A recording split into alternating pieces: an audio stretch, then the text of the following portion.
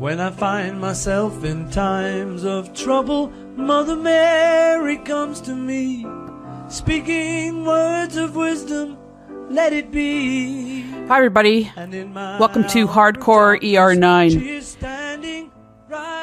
I decided to tackle a subject matter that is really hard for everybody to deal with, and that is death. Who wants to die? Well, except for, I think, the very desperate who are going through their own personal hell. No one wants to die. And I think something that's even harder than our own death is the death of a loved one. And I've experienced that myself. I lost my dad when I was 13. He was 37 years old. And I lost my brother when he was 23. And he was my younger brother.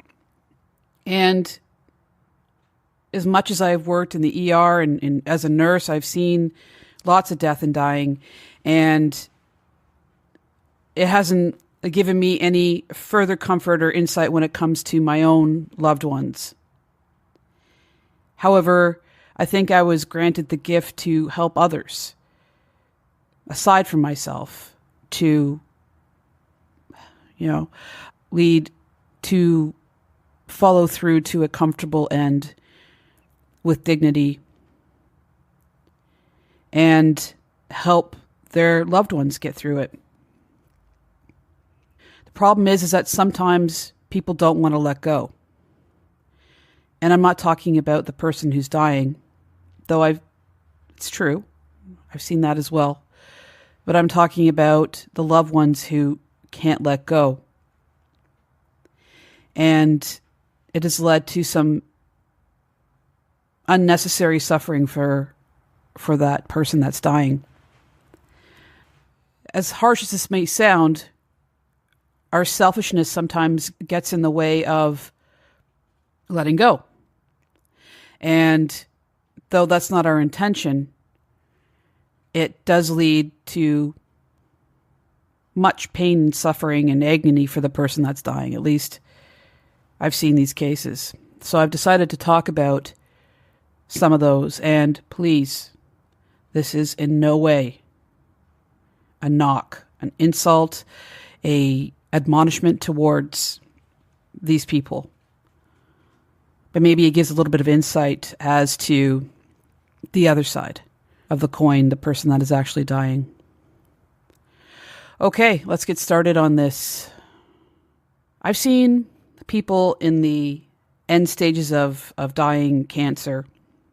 One thing in particular that I notice people have a hard time with is when someone doesn't want to eat anymore. Their body is shutting down. Eating actually is painful for them. And I've seen families bring in tons of food and force the person to eat. They're gentle about it, but they bring in foods far more rich than they can handle, and even swallow at this point, and force feeding their loved ones, and even drinking, because people at some point when they're near the end, they don't want to eat, they don't want to drink. It's time, and systems are shutting down and can't even manage this. And it often takes a lot of time and explanation to let the person know, the family know, that they're getting an IV, they're getting whatever nutrition or liquids they need, and to please stop feeding them. If the patient doesn't want it, then don't press the issue. And it's hard to have these discussions because the family gets angry that we're starving them, that we don't care, that we're letting them die. And in a sense, we are letting them die. But that's one aspect I've seen where families have a hard time. And of course, we need to eat and drink to live. And if they haven't come to the understanding or to peace with the fact that their loved one is dying, that's they can't help themselves. They just want that person to eat. So that's difficult to watch. Another thing that's harmful to the person that is passing and near the end is having them get out of bed and go around the department, or if they're at home, to take them out of the house or force them to sit up and watch TV and visit and stuff like that. And this doesn't happen a lot, but some families really just lift the person out of bed and put them in a chair and take them around or have them sit up, and thinking that this will lift their spirits, give them strength to fight the disease.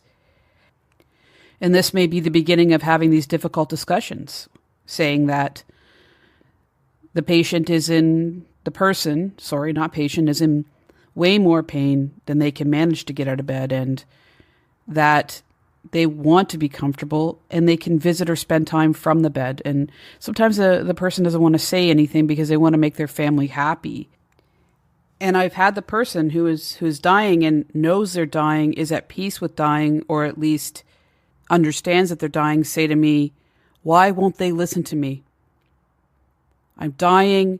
I just want to pass with comfort and time with them. I just want to spend time with them. I just want to talk to them, or I just want them at my side, but I don't want them to feed me anymore. I don't want them to take me out of bed anymore. I don't want to be forced to do anything that makes me uncomfortable. I just want them at my side." And sometimes they had asked me to talk to the family, and I've tried. But it's not that easy. But I've had their wishes spoken to me, and I've been there when the patient has spoken to the family. And sometimes the family will just brush it off as, "Yeah, you're not feeling well, you're weak. We'll help you through this time." And just it's like they have their hands over their ears and they're saying, "I can't hear you, I can't hear you." And they're not listening to what their loved one is saying. And I can see the agony in the family member's face, and I can also see the agony in the dying person's face, because they're at odds as to what's going on. My dad had been dying for over a year, and he tried his best to talk to me. And you know what? In that time, in that year, he had taught me so much about life. He had taught me so much about him, our family, our heritage, how to be a good person, and how to help take care of my brother and my mom after he passed. And many times I said, "I don't want to hear it, Dad. Stop. I don't want to hear it." And I'd get angry at him. And then other times I would listen, just happy to hear his voice and sit at his side. And there was times where I would cry and he would hold me. Well, this is tougher than I thought. The last words I said to my dad before he died was, "I hate you." Yeah. Yeah. I was only 12.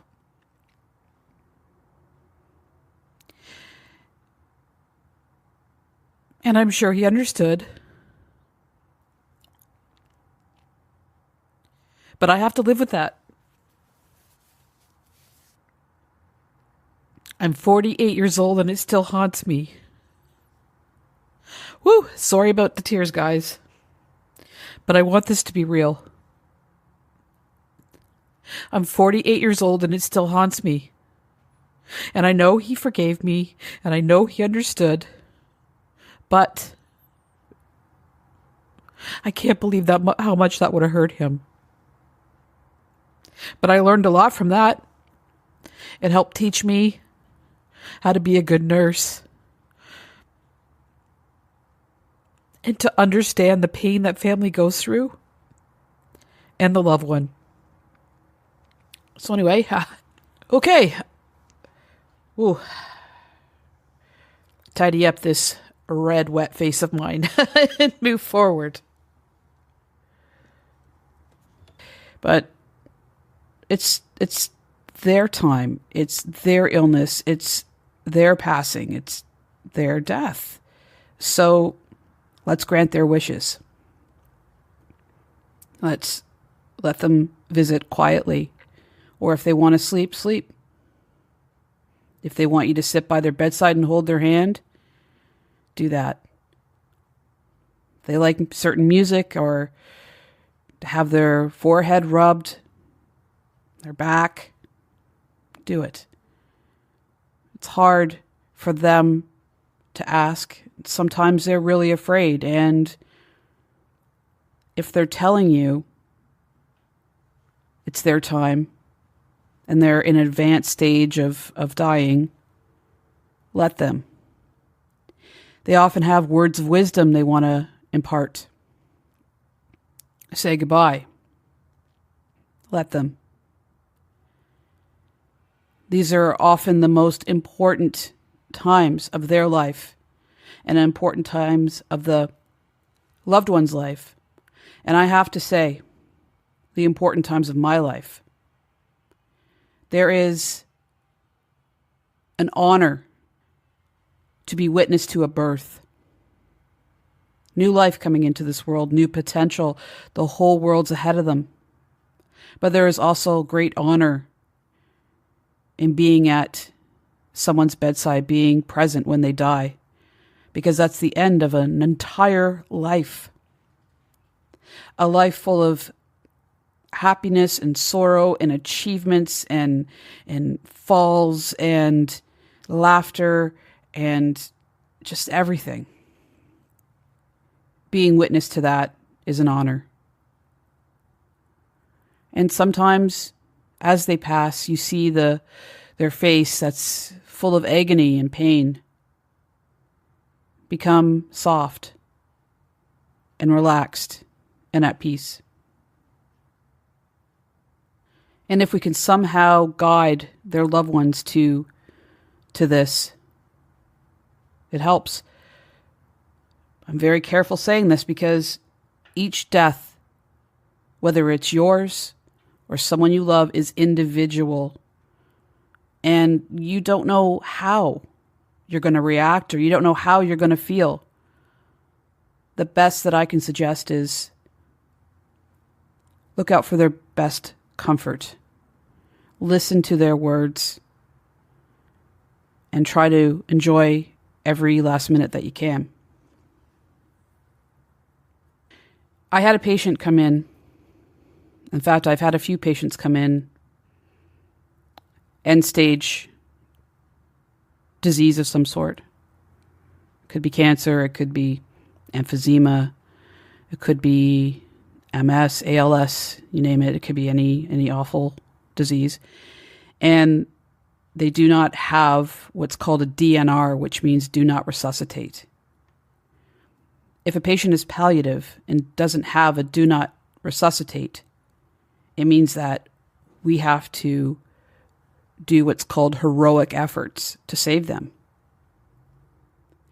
If they're going to die or they're actively dying and we have to perform heroic efforts to save them and prolong their life, I think that it's not a great thing to do for them. Especially if they've expressed their wishes, but no longer have power of attorney, and the person with power of attorney refuses to do a DNR.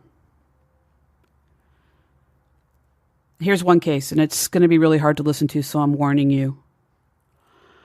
I had this elderly lady that had come in and out of the ER over the year because her disease process would often cause complications that needed to be treated. Now, that's the thing with a DNR or palliative care, that allowing the person to die naturally is one thing, but to deny them care for pneumonia or pain or wounds, that kind of thing, we still will do all that. We should do all that. We must do all that to alleviate any unnecessary pain and suffering. They deserve all the comfort in the world, so that needs to be understood. But when a person has stopped breathing and their heart has stopped beating because the disease has overcome them and it's their time, performing heroic measures are cruel, I think. And if you don't agree with me, maybe you will after this, or understand, at least in this case. So this lovely elderly lady had come in over the year, and we've seen her slowly deteriorate.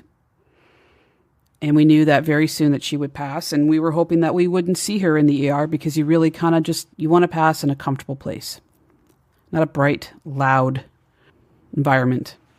She was at home, and her heart had stopped, and her breathing had stopped, and she had passed. And from all intents and purposes, I understand that she passed quietly. A family member witnessed it, and they were also the family member that would not write the DNR. So they called 911. Ambulance arrived, transported the patient to us. We asked the family, can we please allow this person to go? We spoke to the family. They wouldn't let the patient pass. So I had to do CPR on this woman. And I practically broke every rib in her chest. I battered and bruised her body when it was her time to go. And I was so angry at doing it. I just wanted to stop. And eventually I did. The doctors called it. We didn't do too much. We didn't prolong it. We did what we could for a short period of time. But we knew that it was hopeless. And we don't ever give up. You come into the ER and we will fight for you to the last possible second. But in this case, it was her time. And trying to explain that to the loved ones was horrible. We were accused of killing her. We were accused of cruelty, murder. They screamed at us. They yelled at us. This woman didn't die with dignity. Her body was battered and abused and robbed of her peace. Finally, the family calmed down and started to come to grips with the fact that the person had passed. And that was it. We were able to help them start with the preparations of celebration of her life. I've had to do this a few times, and I've hated it every time. And I promise that if it was my loved one's wishes, I would never put them through that. And made it very clear to my family that when it's my time, it's my time. And I myself will help prepare them for it when the time comes. So you may think, oh, it's so easy for me to say, this is how you're supposed to grieve. This is how you're supposed to behave. It's not easy for me, and nor am I saying it. It's an individual thing. It's a horrible time. It's scary. You feel hopeless. But whether we like it or not, we all have a time limit. And when those last grains of sand are falling through the hourglass, we have to let go. And we can do it many ways, and there is no right way, but I'm trying to impart some words of wisdom. I hope they are wise, that please listen to your loved one. Please honor their wishes. Please listen to their words. Suck up those last moments that you have and let them go. Some people aren't going to like what I have to say about this, and I have no answer back for that. But all I know is that I've seen the other side of it, and it is hell. And if you believe in hell and if you believe in heaven, it is hell before heaven, and it's not necessary. So, that being said, that's some of my stories of dealing with death and dying. It's a subject matter that I could do a whole series on, and who knows, maybe that's in the future. And if you have anything that you want to impart to me, good, bad, or indifferent, please email me at kwick@stattales.com or Write something on Facebook, on Twitter. I'd like to hear from you all about your experiences, and maybe we can discuss this further on a future episode. But with that being said, I wish you all the happiness and health that you can possibly muster, and to love each other, love yourselves, take care of each other, and take care of yourself. Peace. One love. And in my hour of darkness, she is standing right in front of me, speaking words of wisdom. Let it be. Let it be. Let it be. Let it be. Let it be. Whisper words of wisdom. Let it be.